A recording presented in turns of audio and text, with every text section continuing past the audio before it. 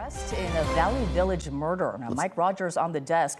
You were first to report on that killing. And Mike, you can now confirm the arrest. Yeah, we can confirm the arrest. We can confirm the LAPD tells us he has been arrested at a local hospital. It's unclear exactly what he was doing at that hospital, but thanks to an FBI task force and the work of the LAPD's Valley Bureau Homicide, they were able to take him into custody tonight. I want to show you the video that rattled neighbors in that Valley Village apartment right off Riverside Drive. This is the suspect seen walking through the stairwells. Residents would share other videos with us of him roaming the hallways with a sharp object in his back pocket. Tonight, with the help of my colleague Caden on the desk, we have learned that this suspect has been arrested 9 times prior to this, and according to court records, had 2 active warrants at the time of the murder. Now, none of these crimes that he has been accused of in previous acts are violent crimes. We were talking about things like petty theft, stolen cars, burglaries, which is what essentially happened here before the homicide. We're talking resisting. The most recent one that got him the parole violation was trespassing, restricting an officer, different situations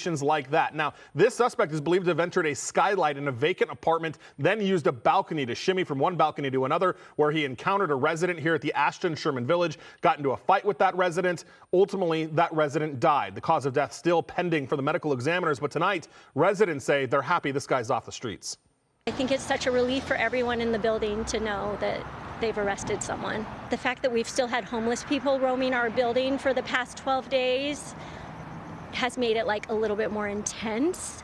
I think we were fearful. We didn't think he'd come back, but just knowing someone was out there and thinking he might do something to someone else was a bit scary.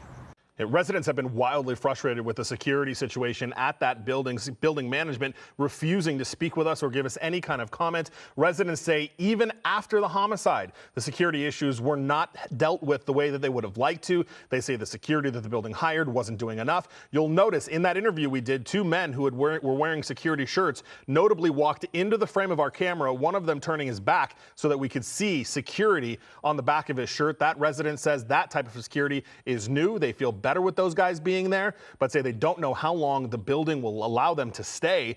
Meanwhile, that suspect with a lengthy criminal history that we have found through court and jail records remains in that hospital tonight. Unclear what he is hospitalized for. Of course, we'll continue to follow up at this case as soon as we know more, guys. And just glad he's off the streets. Yep. Mike, thank you very much.